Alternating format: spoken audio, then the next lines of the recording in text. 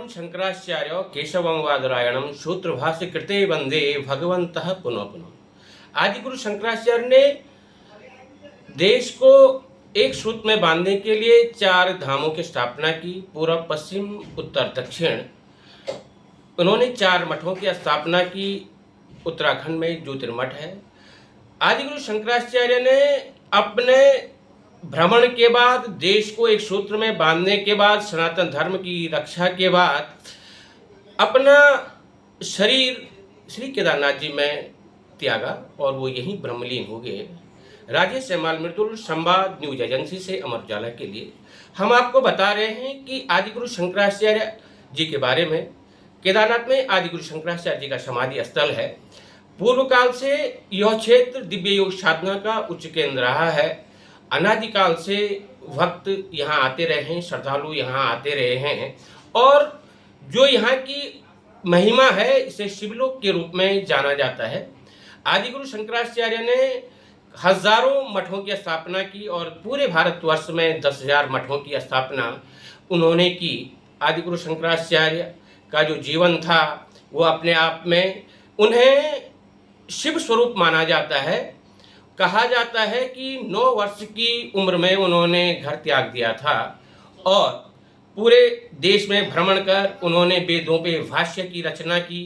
वेदों पे भाष्य लिखने के बाद उन्होंने जितने भी अपने धर्म के अनुयायी संगठन हैं या अखाड़े हैं, नागा अखाड़ा है, ये सब उन्हीं के द्वारा स्थापित ये सेना उनकी बनाई हुई है। आदि गुरु शंकराचार्य ने केदारनाथ में तप, योग, ध्यान को लेकर समाज को एक नई दिशा दी और अतीत, वर्तमान, भविष्य को जोड़ने वाला हिमालय आज भी श्रद्धा, आस्था और विश्वास का केंद्र है। वर्ष 2013 की आपदा में भगवान शंकराचार्य जी का समाधि स्थल आपदा से बह गया था और क्षतिग्रस्त हो गया था।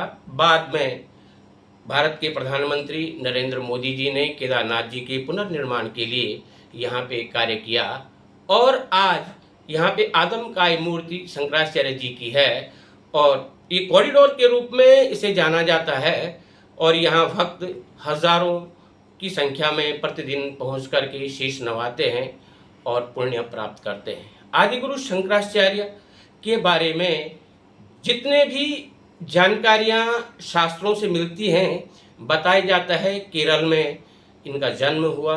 केरल में जन्म लेने के बाद 9 वर्ष की अवस्था में इन्होंने घर त्याग दिया था। वेदों का इन्होंने अध्ययन करके पूरे भारत का भ्रमण किया।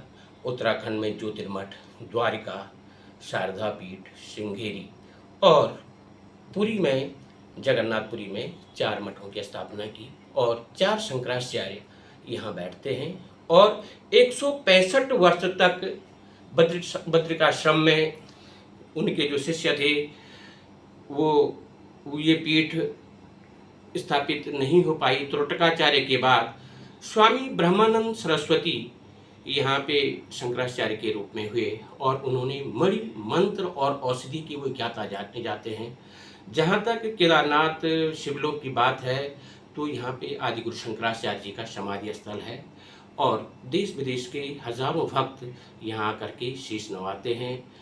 अपने आदि गुरु सनातन धर्म के ध्वजवाहक को प्रणाम करके, नतमस्तक होकर के, दर्शन करके आगे बढ़ते हैं। 2200 वर्ष पहले आदि गुरु शंकराचार्य केदारखंड में आए थे और केदारखंड के अनुसार केदारपुरी में ही उन्होंने अपना शरीर त्यागा और यहीं से ब्रह्मलीन हो गए।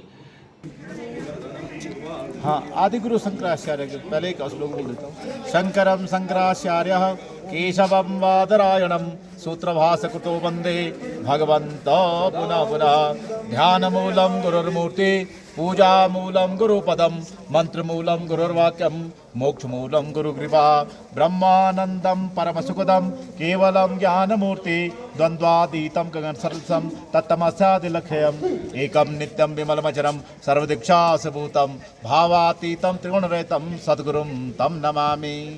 तो आदि गुरु शंकराचार्य जी का जो है यहाँ इन लोगों ने बनाया है ये समाधि स्थल है यहाँ पे, पहले भी था, एक छोटी मूर्ति होया करती थी, अब ये बड़ी मूर्ति हुई है। थोड़ा सा स्थान का जो है हेर फेर हो गया है, थोड़ा इस स्थान से थोड़ी दूरी पर जो है आदि गुरु शंकराचार्य जी की समाधि स्थल थी पहले, और अब ये बदल गया है, थोड़ा सा ऊपर आ गया है।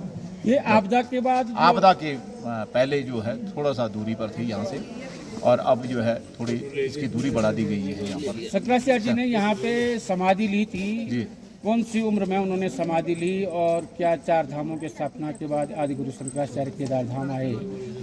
हाँ, 32 साल की उम्र में मात्र इन्होंने यहाँ पर, इनका शरीर जो है शांत हो गया था, शिव स्वरूप विलीन हो गए थे। इसी स्थान में लास्ट है ये जीव समाधि तो नहीं है, लेकिन यहाँ से जो है इनका शरीर कहते हैं कि एक कथा के मुताबिक नंदी इनका शरीर को लेकर के कैलाश पर पहुँच गया था, तो यहाँ पर इनके उस समाधि ही ये माना जाए इसको। तो आप क्या संदेश देना चाहते हैं कि भक्त यहाँ पे आए, दर्शन करें? जरूर आए, और जो है इन्होंने जितना बड़े जो सनातन के लिए इन्होंने काम किया, तो आज सनातन जीवित है, तो इनकी वजह से है। 4 धाम, 4 मठ, 12 ज्योतिर्लिंग, सभी का इन्होंने पुनर्निर्माण कराया। तो जितना कहा जाए तो कमी है, बहुत कुछ कहने के है, लेकिन ये है कि हमारा सनातन बचा रहे, चलता रहे, तो यही हमारी जो है।